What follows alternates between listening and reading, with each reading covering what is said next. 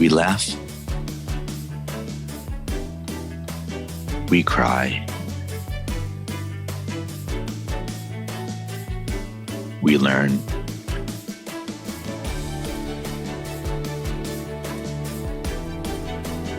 But really, what doesn't kill you makes you better at managing clients and everyone. I'm Morgan Friedman, and this is Client Horror Stories. Hey everyone, welcome to the latest episode of Client Horror Stories. I'm excited to have the one and only Eric G with me today. How are you doing, Eric? I'm doing great. Thank you for having me tell some horror stories. I don't know how I feel about, I'm a little tense, but I think that should match, right? The horror aspect of it. We'll get into it because the vibe of the podcast is we're just two friends hanging out, having a drink. I'm having my coffee with alcohol. And what are you drinking today? Oh yeah, I'm drinking a bit of a mate or something out of my mate gourd here. It's actually hoji cha, which is smoked green tea, which I know is not technically mate, but I love drinking out of this gourd. So I've never heard of hoji cha before, but I appreciate the touch of Argentina with your mate gourd and bombilla. I love that you have alcohol in your drink. I should have put that. I should have had I should be having a hot toddy out of this mate gourd. I don't know if anyone's ever drank a hot toddy out of their mate gourd, but you can start a whole new pattern of putting hot alcoholic drinks in mate gourd. It's a good catch on like wildfire. I should. They have like specific drink canisters for Moscow mules, right? And highballs. Oh yeah, they use those brass copper ones. Yeah, why not? Why not? We'll add that business idea number 1,267 to the list of businesses. That's my next career. That's what I'm transitioning into is alcoholic mate drinks. That and alcoholic boba drinks. That is the other thing that it's always been in my head. Is like, why don't they have alcoholic boba drinks? That would kill. But I'm in Los Angeles, so I think that really would kill here. But I love it. And with that prep and my Irish coffee in hand, tell us all about your wildest client horror story. Yeah, I don't know if it would be a client horror story. I owned my own business for about a decade.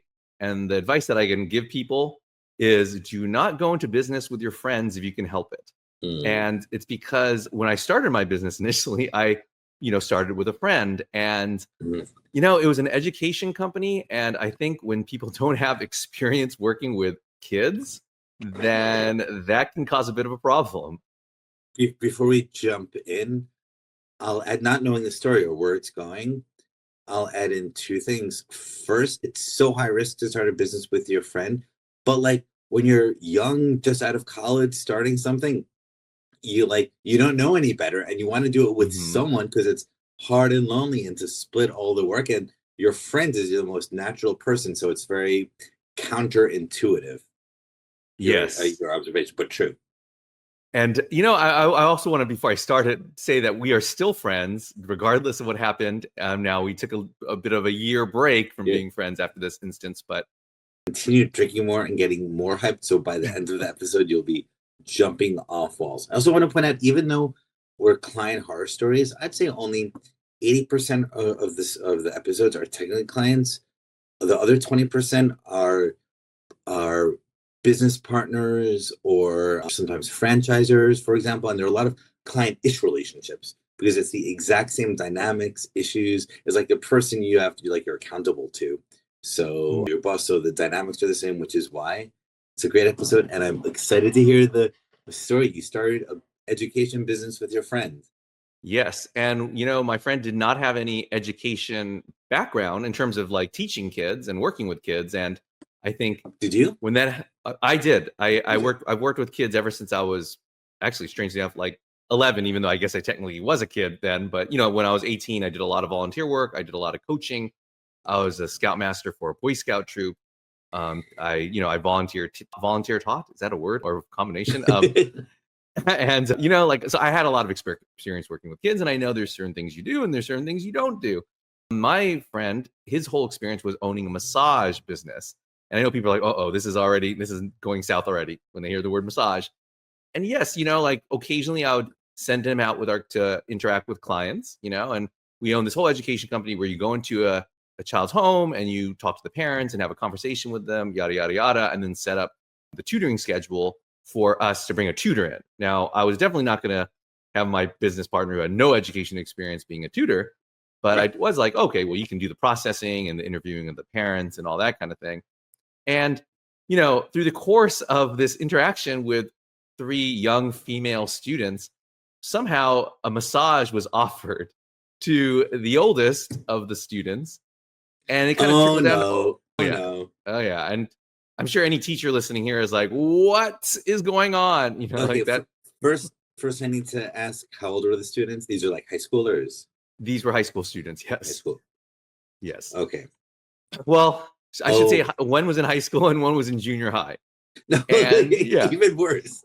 Yes. I was wondering, college might be a little bit different, but yeah, college is not a felony. It's just inappropriate and unprofessional. Inappropriate. Yes. Yeah. Right. Yeah. So now we're getting into felony land. Yeah, where I'm thinking liability. And, you know, and in fairness to my business partner, he just did not know. He had no thought. He was like, oh, well, this is what I do professionally, you know, because he did own a massage, or he was still working as a massage therapist. So how old were you guys, by the way? That's a great, we were 27 at the time. So pretty early. At 27, you should know better. It's different if you're like 21, you're like in college, you're 20, you're like, hey, I just graduated high school. I want let's start a business tutoring people 2 years younger than me in high school. But at 27, there's enough distance. Yeah, it's just one of those, he just has one of those personality types where an understanding of social etiquette and social rules just doesn't click. And then, of course, that can lead into just, I guess, a lack of common sense, right? And when I heard about this, you know, and the kids were not offended. Like obviously, he did not give this massage, but they, like, I don't know how I heard about this. I can't remember. I think it was the tutor that came in, like, to follow up, and they said, oh, like, by the way, the kids said that the person giving them the test offered them a massage. And I was like, what? So I heard about it maybe like 2 weeks later. Like, and so obviously I came down hard on my business partner, and I was just like, look, that's unacceptable. Like, what are you doing? Are you trying to get us sued? And just, you know, are you trying to go to jail? Yeah, I just could not understand it. But he's a business partner, so technically he's like an equal. And I think that's why I always recommend, like, you know, if you get into business with someone, it's really hard because sometimes it feels personal. So I have a question. Let's try to unpack his mind. Let's try to model his personality, and having modeled his personality, let's try to like understand and predict that behavior, because I'm trying to think at 27 years old, I kind of think like 100% of 27-year-olds I know, or I knew when I was 27, was that age, would like know it's like so obviously inappropriate. So it's so obviously inappropriate, and we're also just assuming your business partner, great guy, good guy, like it was like done out of naivete and ignorance. I'm trying to understand, like, how could you not realize that? You know, I mean, there's a little look, and then there's nothing wrong with this, but you know, sometimes I think when there's an aspect of being on the spectrum and just not knowing, once I mentioned social etiquette, and not only not knowing, but not necessarily valuing it and thinking it's important. Which again, other people have different priorities. I'm not saying social etiquette should be your number one priority, but I think when you devalue it, then you don't even try to learn and be aware of it. And then certain things take over and you're like, oh, I'm a massage therapist. This is what I do professionally. She said that her shoulder was really hurting. Oh, I can help her. Let me offer this to her, you know, while her sister is taking the test, you know, and like, because we would have our students take a test to process them to find their tutor. And I think that's what just went on in his head. And I mean, I know that's what went on in his head because that's what he told me later. And I don't think he understood why I was so upset. And I kept saying, you can't do that. He's like, yeah, but that's my job. I'm like, no, it's not your job there. Your job is as a business owner and to process them through this test. Your job is not as a massage therapist. Okay. So I'm going to continue to try to model his mind, and I find this very interesting. It's like, because usually in these sorts of episodes, it's about, oh my, you know, the person I work with was a bad person. It's like, okay, some people are just assholes. But here it's different because he's actually a good person, like a good person not realizing it. It's like a very interesting personality to try to understand. So here's some possible hypotheses I could put forth. I kind of grew up in a sheltered bubble of overachieving, really smart, Jewish, nerdy kids with zero touching of the real world in any possible way until basically I graduated college.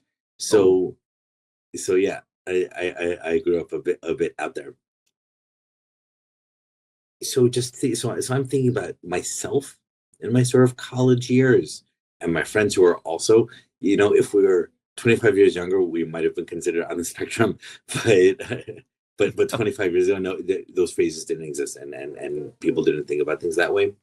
So maybe it could just be like growing up so incredibly sheltered that you just like don't even realize the sexual nature of massages, and therefore the inappropriateness of offering it to teenagers. Yeah, I think it was definitely a lot. I'd say 95% of that, which is odd because his parents are both teachers. So you'd think Yeah. that they would have told him that, because any teacher knows. But then, it's kind of like, I don't know if you've seen the movie Weapons, but in the movie Weapons, Nice. and owning an education company, I've experienced this with teachers too, where it's just like, in the movie Weapons, she's like, why can't I give? But the kid needed a ride home and they were a third grader and, like they're going to walk home from school. I think there is a sense of like, oh, maybe I shouldn't do this, but I really have to do this because I feel like I should, because I'm being a good person by doing it. And I don't want to let like social rules like rule the day. And I think maybe there was a little bit of that as well, but I think it's fun to kind of dive into the personality if you so one aspect of it is a little bit on the spectrum, like not understanding social, like as you said. Another aspect, a second contributing factor, let's say, could be the growing up in such a bubble, like in your own intellectual world, not even realizing these basic human things, like massages are sexual. I will confess, I feel empathy and sympathy, and I feel connected to your friend. I will confess that I was embarrassingly old when I learned what a happy ending at a massage meant. Like I would always hear that, and I remember people joking about it. Oh, that's fun. No, it finishes in a really enjoyable way. That's nice. But the whole other nature, like after I learned it, I had to like rethink and reconsider conversations from like 10 years earlier and be like, oh, that's what they all meant.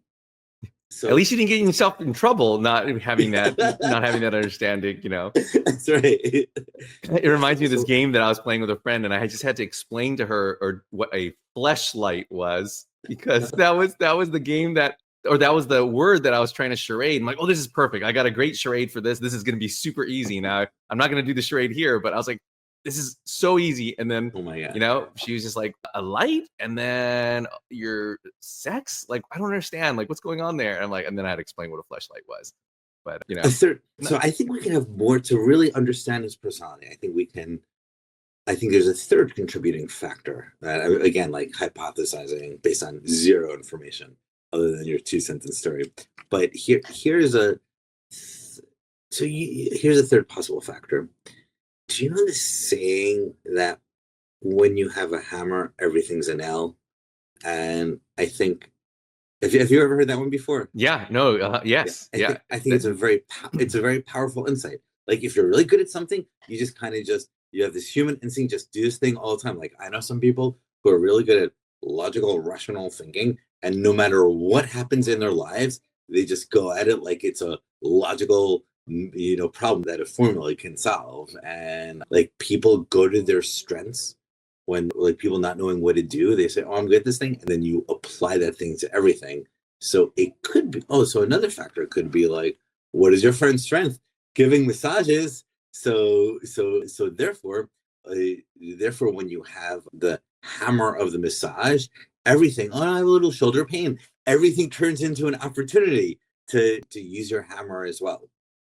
Yeah, I mean, when he meets adults, like obviously we're still friends, and they say, "Oh, I'm hurting, so and so forth," and if it's in a social situation, yeah, he'll almost always offer a massage. Oh, do you want me to work on that for you? By the way, I will say the massages he gives, because he's worked on me as a friend, are not sexual, like not even close to sexual / sensual massages at all. They are the physical therapy. I'm gonna rip your muscle into shreds kind of massage. So that also probably goes in his head, where it's like this is like painful and not any bit of a stroking massage at all. It's almost like getting worked on, but that's I I only go to male masseuses when I want a massage, just because with a female masseuse, there might be, it's harder to avoid inappropriate things. Mm. And guys are Um, stronger too, so that, I mean, in general, guys are yes. stronger. Generally, Yes. especially masseuses, they're stronger, so they can really work. They're really tight. But Yes. yeah, you know, like I That, do personality theory. That's like, you know, one of my things. You know, one of my jobs, my whole life. And like, there's a personality type which my friend is a part of that is also, funny enough, the same personality type as Einstein. And you had mentioned logic and reason and rationality. And the problem, yes. and my friend knows about personality types. So he's always saying, yeah, the problem is people think our personality types are always geniuses because Einstein's one of ours. But we're like, no, we just like information and we get really nerdy about stuff and really insular in our own world about specific things. And he's like, I'm not a genius. All I know, I just know a lot about massage therapy and fantasy football. And those are the two things that, you know, and so like you were saying, like when you're you're a hammer, everything's a nail. I think people just go like, no, this is what I know. They might not even know that they just like, they're just so insular that that's what they see. Yeah, that makes sense. By the way, for your friend's personality type, is in your favorite personality schema, what is there like a label or a name or a description of this type of personality type we're discussing, the Einstein type? Oh yeah, you know, well, I mean, this is going to sound like a shameless plug because, you know, I wrote a book called The Go for Power it. of Personality, and in The Power of Personality, which is, you It's know, it's based. it's almost as if I threw a softball leading you up to that. I was like Shohei Ohtani right there with that. I was just like, give it to me, you know. And yeah, like, you know, I wrote a book called The Power of Personality. It's available on Amazon or anywhere you buy books, as they say. If you want to go to your local bookstore and just order it there, totally fine. I think that's great. But yeah, so in The Power of Personality, I go throughout my methodology and I use 16 animal types because animals are really easy to remember. And so for that Einstein and my friend's personality type, we refer to that type as the owl. And as you can think, like owls we think of Mm. as bookish, nerdy, gathering information, but also kind of like how in their hole, just like holed up there and like not necessarily getting that much, you know, experience out in the world except at night when everyone's asleep, you know, or when a lot of people are asleep. So yeah, that would be the owl Is personality type. By the way, I have not read your book, but I've seen many variations of Myers-Briggs that use animals for this. Is Mm-hmm. this a Myers-Briggs variation, or do you have your own axes? You know, it Trademark is it, Myers-Briggs TM. yeah, TTM I don't with a little Myers-Briggs circle. TM. I don't. Yeah, exactly. I don't want to be sued. We love you, Myers-Briggs. You know, you know, it is an evolution, I call it, since they're animals of Evolution. Myers-Briggs. You know, I studied MBTI, and then I studied after MBTI. This is growing up when I was younger. I studied a man named David Kersey, who developed Myers-Briggs even more. And from there, I just started evolving my own. So yes, I do have 16 types, and that's anyone who knows MBTI will go, oh, 16 says Myers-Briggs. But I'm like, yeah, but if you read the book and really get into the details, it's very, very different. Like I don't believe really in introversion, extroversion. I mean, I mentioned that in the book. I think it has to do with context. And this just comes from years and years, like decades of talking to people and teaching them this stuff and then getting arguments back, right? People are like, well, that's stupid because I'm extroverted in this situation, but I'm introverted in this situation. And, you know, you start realizing that's true, you know, like, so what really is the determining factor in people's personalities? And it's different than what MBTI uses, is what I'll say. But if we were using MBTI terms, he would be an INTP. That would be that. An INTP. Yes. Okay. TM. TM. Yes. Trademark. We love you, Myers. We still love you, Myers-Briggs, as much as we did 3 minutes ago. By the way, as a Myers-Briggs nerd, I'm always in borderline INTJ. Oh, sorry. I was gonna guess. I love guessing. Sorry. I was gonna guess. I would have guessed in that realm, but I'm sorry. Go ahead, and then I want to talk about what you said previously about that. But yeah, I'm an INTJ on the border of INTP. I can see that. I was going to guess somewhere. So in my personality methodology, I put people into actually initially 4 packs first. So 4 major packs, and then within those 4 packs, there are 4 animal types. So obviously if you share a pack with someone, then there's going to be a lot of similarities, and you're going to have the same value and priority. Now you may go about achieving that priority differently than other animals within the pack, but you'll still, like, when you meet someone who's in the same pack, you'll be like, oh, this person's exactly like me. And then you're like, oh no, they're not exactly like me, but kind of similar. We feel similar. And so INTP, INTJ are in the same pack. So if that's the case. Like in my thing, it would be you be an owl or a spider. And the way I would determine the difference between those two has nothing to do with like J or P. I think that's what Myers-Briggs uses, right? The judging. I don't think I know. I've studied it: judging, perceiving, structured, organized. The difference is like, because I would say I call them the Smith personality pack, because so Smiths are always looking for information, tools. They think of information as tools. So a spider would seek out information that they can use. They're very pragmatic. They're like, okay, what's the stuff that I'm learning? But I only want to learn the stuff that I can use. And an owl would be part of the side where they're just like, oh, I don't know, that's cool. I like it. Let me just learn about this. And then they'll let me learn about this. Does it have any meaning? I don't know. Like, I just think it's cool to learn about fantasy football or massage therapy or scatology, like, and that would be the big difference between the two. Okay, that's a difference that Myers-Briggs does not capture. So I appreciate that. I see for myself, there's things I studied how could I use it? And there are other things I'm like, dude, this should joke. I appreciate your thinking out of the box. But I'm curious. What is it? A parliament of owls. A parliament. Oh, I like that. Genius. It's genius as the actual word in English. I love it because owls are associated with wisdom. And like a parliament, the Senate is like the wise old men making decisions. So now every time I see when I go to a zoo or wherever, and I see, and there's one part of the zoo I like going to that has a group of owls. I'm always like, there's the parliament making the decisions. And you say that as loudly as possible so people can hear. That's a parliament of owls there, and people are like, "What?" And then let me explain to you. Let me tell you what I know, because owls are wise. And here's a question. So I'm just curious, like on your personality, because you definitely seem more like an owl. That answer was like, some things I just say and find fucking cool. Like I'm just gonna. That's really how owls think. And you seem very like, not to say that spiders are tight, but they can be a little like drawn in and reserved and serious, at least seemingly at first. But you seem very open and kind of like very loose. And that's definitely much more like an owl. But the other animal that you might also be is a chimpanzee.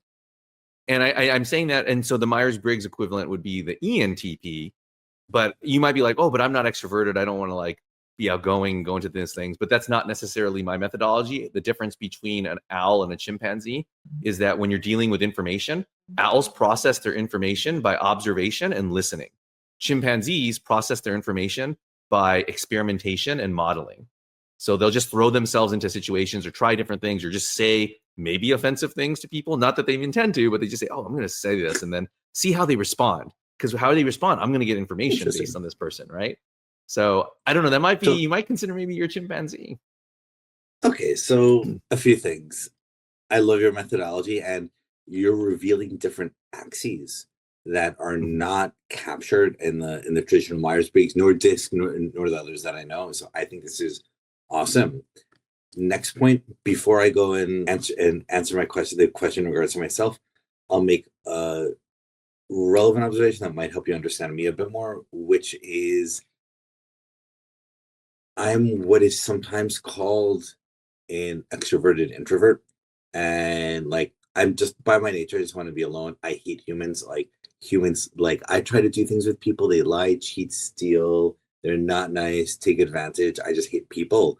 However, I've realized over the course of my life and decades ago, since I was a kid, that the importance of doing things on a team with other people, working together. So I've developed these extroverted skills, and actually I can be wildly good extroverted. Like it's fun for me meeting people. I go to conferences. I own the whole conference. I like tell jokes in groups around me. So many people think that I'm extroverted, but it's like, because I've mastered the arts of it, I'm really good at it. But because it's not natural to me, I don't especially enjoy it, and it friggin' exhausts me. I'll like be at a conference, and then I'll be like, I go back to the room at 8 p.m. after all day, and I'll fall asleep in 3 seconds for 12 hours. That, all that stuff is sounding very, and I know I'm like just solidifying my own hypothesis. So that's like, patting myself on the back, but it does sound very chimpanzee-ish, because that's why I love my own methodology, obviously, because, it has nothing to do with introversion, extroversion. And even how you said, I'm an extrovert introvert, the way you describe yourself is so chimpanzee-like. That's interesting. Yeah. So And then my final comment on that would be on your, do I process information by listening, reading, processing, or by experimentation? And I'm in extreme on both of those. Mm. So maybe a way to put in the methodology is 50-50, but also I'll point out this goes to one of the things that I don't like about these personality tests, that I see as like an uber nerd obsessed with all the personality tests for decades. So like as an insider in that, or semi-insider of that space, my criticism would be it's always comparing you against yourself. And Mhm. it just turns out that some people are more competent than other people. Some people are more better than other people. So these two sides, like compared to any other human, yeah, I'm a bit more this one, a bit more that one. But it turns out, like on, let's say, a more objective way of looking at it, I would say from my unbiased perspective, I'm just like extremely high on both of those. No, that's fair statement, because once again, you're part of the same personality pack, right? And not only are part of the same personality pack. So what I do is there's 4 animals within each one, and then within those 4 animals, I split them up 2 different ways. So both the chimpanzees and the owls would be in the separate group that prioritizes information just because it's fun. But I will say, just when you said like that, well, that just sounds cool. Like when generally people who refer to information and like stuff like that as cool, that's like the common chimpanzee thing to say. Like it would be the difference if you watched Game of Thrones between Tyrion Lannister and Varys. They both get along really well, right? Because they understand each other. They're like almost they seem exactly like, but then they are very different in some things. And Tyrion, of course, is clearly the chimpanzee. Varys is clearly the owl. And I think in general, like when you're saying like, oh, I like being around people, but then I go back, it's kind of like Tony Stark too. Tony Stark is a chimpanzee but at the end of the day, people think he's like extrovert. He's like, yeah, but where would he want to be most of all at the end of the day? He'd want to be by himself in his laboratory or workshop working on things, right? But when he's around people, he's like full of energy, because what he's doing is he's talking to people, and you're gaining information by talking to people. Like if you say this thing, I know chimpanzees really well because my dad was one, and he would just say stuff and I'd be like, whoa, that was like really offensive. He's like, oh yeah, but look, see how they said this? Now you know that blah, blah, blah, blah, blah. I'm like, wow, is that worth like offending them? Maybe, I guess. I don't know. Sometimes you just do stuff to get a rise out of my mom. And once again, that's kind of how chimpanzees are too. They're a bit mischievous, and they like to, have fun. Interesting. Processing and thinking about it while you're talking, my refined version of the answer to your question. I love your hot toddy and the mate bombilla. I can't get over it. My refined version of the answer to the question is this. I'm 49 years old, and I think over time your personality changes. It's not static. And I feel like by my human nature, and when I was a kid, entirely an owl. But since basically starting probably college, so starting around 18, 19, continuing until I'm 49, so 30 years now, I've been on this process of mostly unconsciously, but semi-consciously transforming myself more into a chimpanzee. So now, let's say I would say I'm in adapted chimpanzee, because now I enjoy doing this, experimenting with this, trying this. My whole career since right after college has been me experimenting with this kind of marketing idea. 21, you're trying to start it. I knew nothing. Boom, huge success. Then another. So it's just like life put me in this universe to just try things. I was so nerdy. I couldn't meet people at like college afterwards. It was like so awkward. And I was just like, I was like 21. I'm like, I want to talk to girls and so on. I'm like, I'm just going to go up there and start talking to them. And I'm like, oh, I'll try different things and see how they respond. So life has forced me to develop these chimpanzee skills. So I would say now I'm more chimpanzee, but that's an adapted version, while naturally I'm more an owl. Yeah, I'm curious whether because owls and chimpanzees are, for lack of a better term, I call them minority types. There's only they only make up about 2% of the population. And you know how I mentioned there are 4 different packs, right? Yes.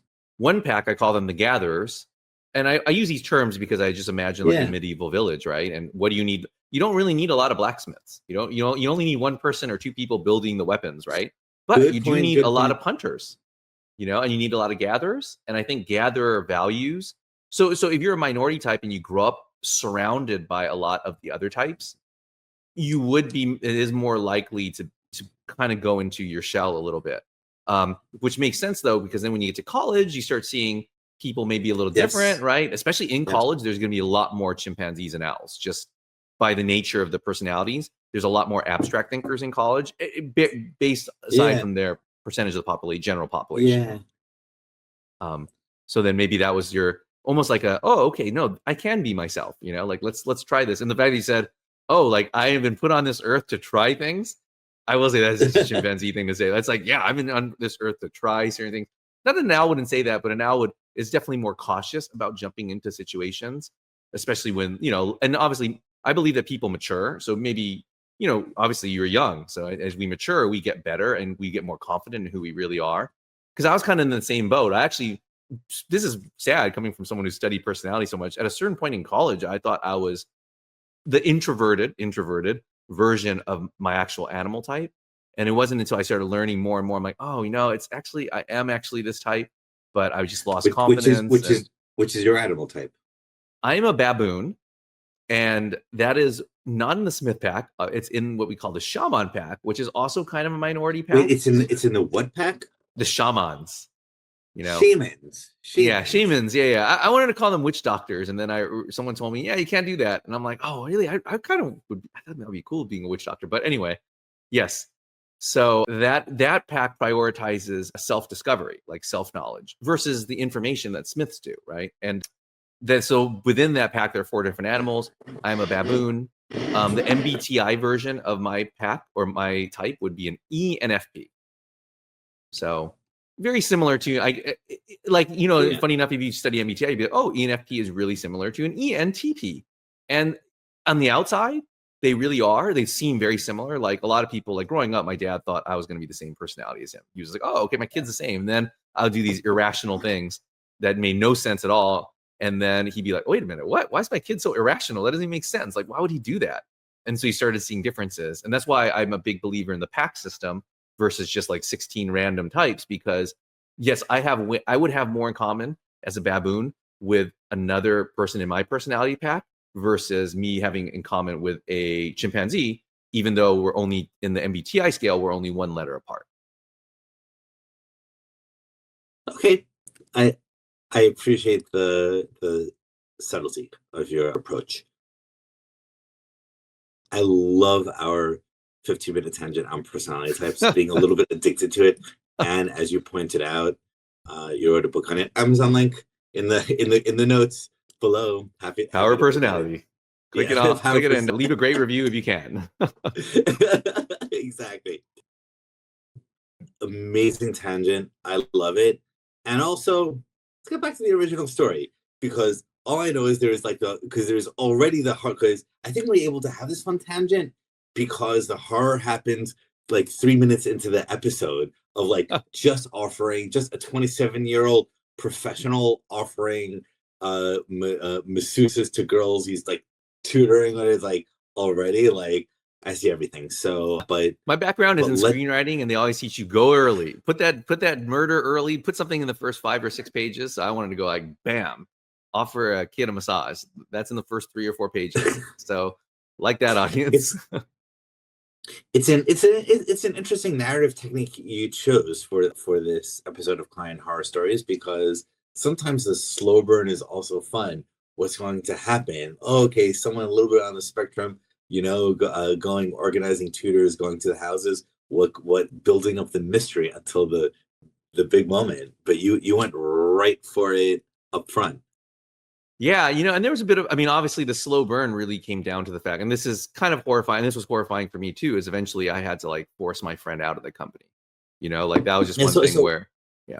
So let's talk about you. Like you discovered he had been doing this. You confronted him, and and the thing is, he was just like, oh, okay, I didn't know. Oh, and then he was trying to argue. He's trying to say, oh, but this, give me logical or rational reasons, and I'm just like, no, this is a non-starter. Do not do this again. But were you able to convince him on, let's say, the internal level, like why that's messed up? No, No. I don't think, and that always, and once again, that's always a fear point of me, right? It delivered so much anxiety as I was sitting there. Not that if I told him not to do it, he would not do it again, because he'd be like, okay, like I disagree because I think it's fine for me to do this, but if you're telling me not to do this and you say that I'm not supposed to do it, then I won't do it. But once again, if you don't agree, since he didn't agree on the internal level, then that could affect other decision-making things Correct. in this realm. By the way, that is a subtle point I just want to call attention to for our listeners, because often when people you work with or clients do bad things and you confront them, they'll often agree and understand, but they won't internalize it. And if they agree and understand, but don't internalize that understanding, there remains the risk that they'll backtrack at some point and repeat the crime. Right. If someone doesn't think something is important, then they won't try to learn more about it and develop it. Doesn't mean you can't make Yes. mistakes, but you got to know that there's something important so that you can kind of get better at it. And he was not going to get better at that because he just didn't, like you said, internalize it. And it happened again. Not that did not happen again, but like there are all little things where I had a student and this was my fault because I should have known better, because this happened before, even though I knew he wouldn't offer him a massage, but this student was a football player. So it's not leading to massage. I should have just set it up so that people think, oh no, another massage.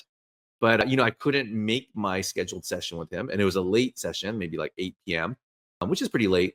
And I said, hey, but I got a sub, he can take it just as one time. I talked to the mom and she was, yeah, sure, no problem, And I get this phone call later on that night saying, hey, Eric, I think I messed up. And I was like, oh no, what happened? Like what? He's like, I think I made him cry. I'm like, what?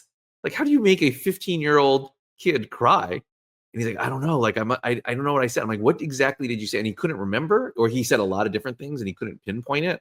So the worst thing about that, it was like, I had no idea what he did exactly, but I just knew that it was something inappropriate that he said, but not necessarily in that massage inappropriate way, but just something you don't say to kids.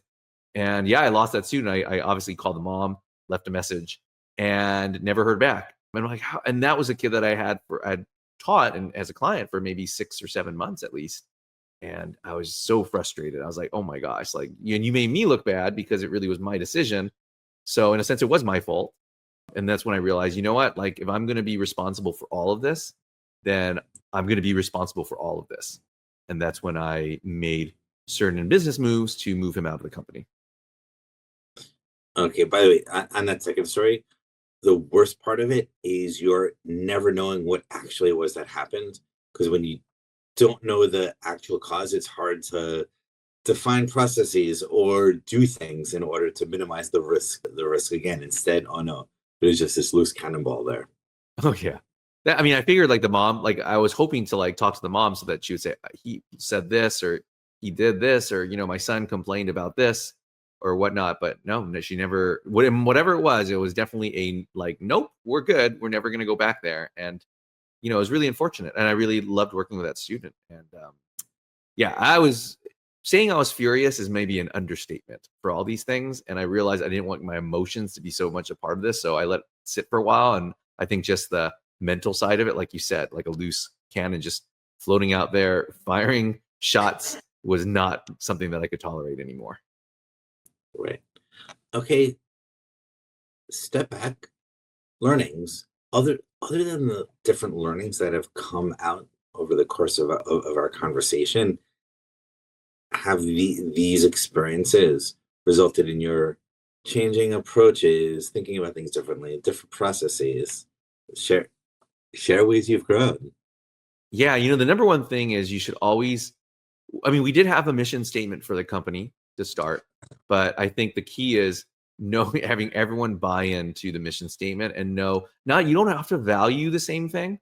Like you can value different things, but you have to know that you guys are all going after the same objective. They can go about it in different ways, but like I think it's important to have a vision, the same vision and direction. And that was something that I really learned to where that helped me. Because that was maybe the first year of my company. And at that point, we were still quite small. We maybe had like 100 or 200 students. But I think that's a great lesson, and I agree with it. But how does that connect to the massage and the problems that happen? Like your partner being inappropriate.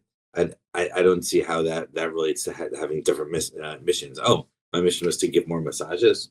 Oh, well, I think not necessarily this different mission, but the different like mindset. Like he was not Mindset. necessarily, that mindset of like, oh, this is like, I want to learn more about educating kids because our mission, of course, is to educate kids. And we had a mission statement, like, and I don't think necessarily that he was fully committed to that. I think he looked at it as a business investment, which I guess would have been fine if he wasn't relied on to do certain things, So I guess that would have been okay if you just like invested some money in the business and not had such a like hands-on role, but he wanted a hands-on role, and thus that's what happened.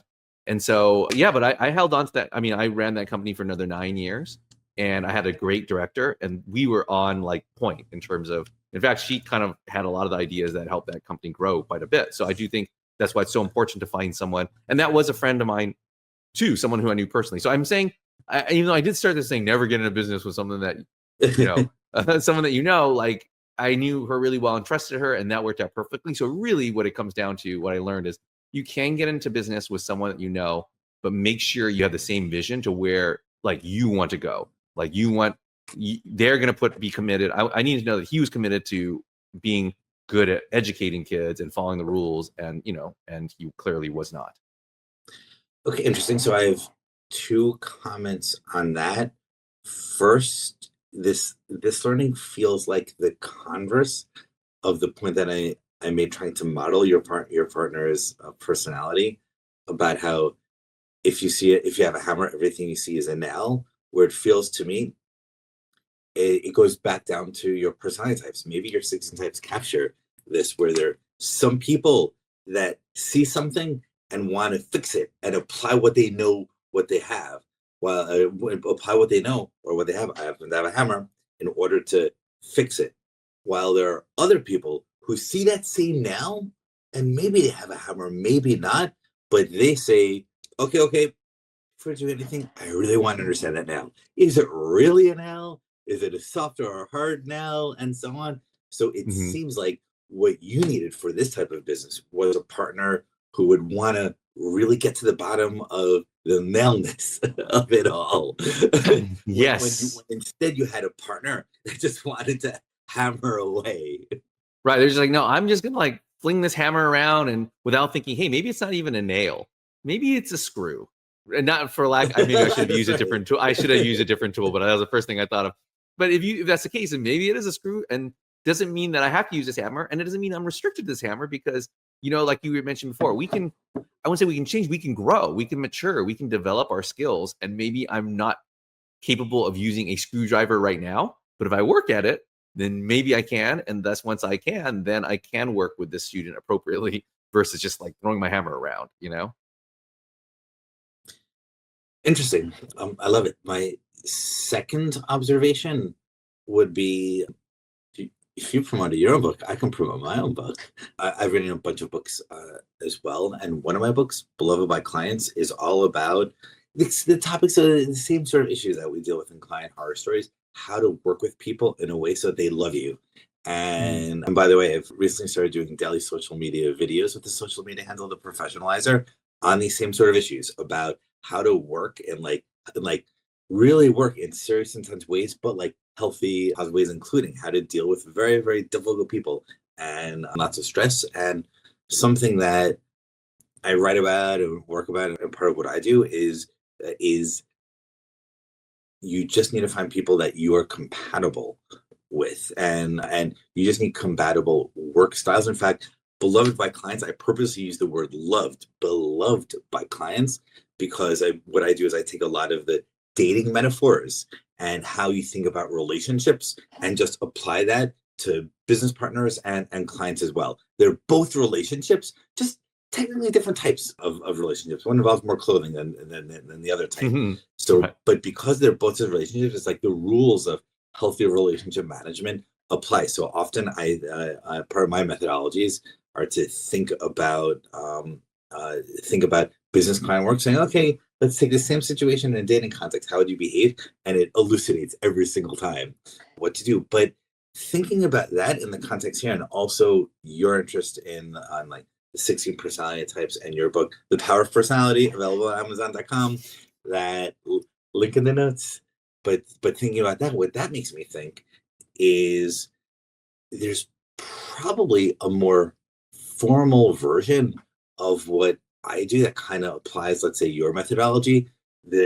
So it could be for, I mean, I don't know your animals, so okay. Actually, I can use the examples you gave me, saying, "Oh, it turns out you're a chimpanzee, if you're a chimpanzee, and you work with a baboon, that creates these types of risk factors." So just like having more granular understanding, or you want to start a business with this person. Well, if you're a chimpanzee, what are your personality types? Because if you're a chimpanzee and he's a baboon, here are the types of business risk factors. In fact, thinking about it, I have a couple books I wrote that I never published that one day I'll like clean up and publish. One of them I call it Founder Prenups. I have a whole theory that, and I do this with my own investments, that before you start working with someone, you need to figure out all the ways it's likely to break down and minimize those beforehand. And I have a whole section on making sure you're compatible personality types, but thinking about it out loud now in real time, your methodology and your story here are like could add substance and granularity to that as well. Because I know he's a bit more of a thinker than a doer. Do I really want to partner with a thinker? But if you turn to a methodology, wow, that's really powerful. I love that using it like in the dating sense, because it is really partnering, right? And I think when we think of relationships, we do accept differences, right? I don't think you definitely don't want to work or partner up with someone who's the exact same personality as you. Not that it's always going to be super bad, but it's just that your strengths are going to overlap, where you're not really getting the most of. Exactly. It's kind of like having a basketball team and having it full of shooters. Like everyone's going to shoot and no one's going to do anything else, right? And not everyone gets to shoot in a basketball game. And I think it's that same thing where, I ended up pairing the director I had, who's also a friend. She was a spider, and we had mentioned the spiders before, and that actually worked perfectly. Like we blended really well, because spiders are very pragmatic. They love information and love trying new things, as long as how to use it. And as a baboon, I'm someone my strength is communicating that and pushing it and persuading and motivating and advocating for those things, so I would really handle taking the structures and systems that she would create and pushing it to our tutors, our employees. And that was my gift, was that I could persuade them and motivate them to use these things. And I was also very open to trying anything that she wanted to try out. And she loved that, because she would always constantly be thinking of new ways to make it more efficient. And I think that worked perfectly together. Interesting. A couple of years ago, I was considering starting a company, and I asked myself, should I start the company alone or with someone else? And asked myself, well, what do the great tech entrepreneurs do? So I did my own little analysis about like how many founders each great tech company had, and it turns out every single one had two founders. And even the ones that you think had one founder really had two. You think about Mark Zuckerberg, but there was really that like Eduardo Brazilian Jewish guy that he kicked out. So you think about Steve Jobs, but it was really Steve Jobs and Steve Wozniak. And so I'm like, okay, two is the right number. But then I dived into it even more. I was like, okay, is there a difference between them? And then I realized that actually, very consistently, one of them is the more, let's say, salesy, extroverted, visionary type, and the other is the much more operational, like introverted, get things done. Like Steve Jobs sold everything to the world, and Wozniak was the one that figured out how to like build these crazy computers, etc. So even among the co-founders of a company, there's this very clear sort of a personality divide, and it might make sense to take that into account. Oh yeah. I mean, I found that right away, where, like if you have two people, like you had mentioned, how about a baboon and a chimpanzee partnering up? And not to say that wouldn't work. They would be great at ideas and throwing a ton of stuff on the wall and troubleshooting, yes, but also like brainstorming. They would have tons of different visionary ideals and crazy ideas. Are they ever going to get them out there? No, because they might start talking about the greatest taco truck that they found the other day, and oh yeah, that's great, and then the meeting goes haywire. Like I've done meetings with like all like personalities like that, and then there's the one person who's a little bit more structured and organized, who's like, okay, guys, this is great, but can we write some of this stuff down?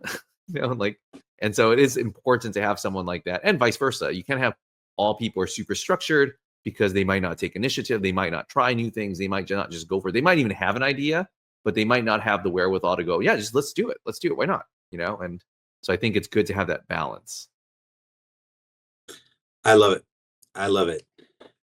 Eric, this has been such an interesting episode. So many insights, ideas came out, and I also think this might be a record in all the client horror stories, or almost at 100 now, because I think it's the first one where I actually talk about me, like you're analyzing me and my personality. It's never happened before. I used to spend all my time, all the time, analyzing the other person, and because it's usually your horror story, how did it break down, what happened? So there's a lot of analyzing the other, but you cleverly turned it around. I like I love asking the questions, like, yeah, I mean, well, yeah. And I love personality too. Right. And, that definitely sounds very chimpanzee like. Again, I'm just patting myself on the back. So all these are just like ding, ding, ding, like definitely not a spider. By the way, and I love spiders, but don't get me wrong. Like I do really well with spiders and great. But, I have a very, like in the book I mentioned, like, obviously it's a very nuanced structured methodology, but since I've been doing it for so long, sometimes it just feel like this person feels like this, totally. And you don't feel like a spider, but yeah, I think my conclusion on myself would be I am a chimpanzee, but I've changed. I think I think at 19 I was an owl. At 49 I'm a chimpanzee, and who knows what I'll be at 79. Very true. Stay a chimpanzee. Eric, chimpanzees are cool. I'm enjoying it. I'm enjoying the chimpanzee life, but I still feel that like inner calling of the owl, because like I'll say it like this: all of life is kind of putting on an act, but you put on so much of an act, at some point it becomes you. And I feel like I've put on the act of the chimpanzee for so long because I needed to succeed in many ways that I've become it, but I still have that inner calling of the you got to just find out what a group of chimpanzees is called, as opposed to a parliament. And I actually don't know what is a group of. I don't know what a group of any primate is called. A barrel. that would be hysterical. A lot of them are funny, like a murder of crows. Like that's like, what does that even mean? They're kind of like dangerous. They feed on corpses, but they're all but a collective nouns is just like a weird, obscure corner of the English language. And my owl side likes, and by the way, utterly useless. They're utterly useless at all. Not even really used anymore. But my owl side enjoys it. Chimpanzees and owls are funny in the obscure knowledge they know. And I always think of like Sherlock Holmes, who's a chimpanzee, and how Watson's always gets on him. He's like, wait, so like 10 different types of like deodorants or something? I forgot what random knowledge that he knew, but you don't know that the earth revolves around the sun? And he's like, that's not important to my daily life. I don't need to know that. Like, I only need, they like want to know about a lot about the things they know a lot about and care about. And the stuff that someone else tells them is important, maybe they ignore it quite often. Yeah. Interesting. That makes sense. Eric, it's been fun having you on, getting to know you, and all the listeners who have made it this far to the end. We hope you've enjoyed it as much as Eric and I have. I'm sure you did. I'm modeling your personality, and I think you enjoyed the conversation too. Thank you, and until next time.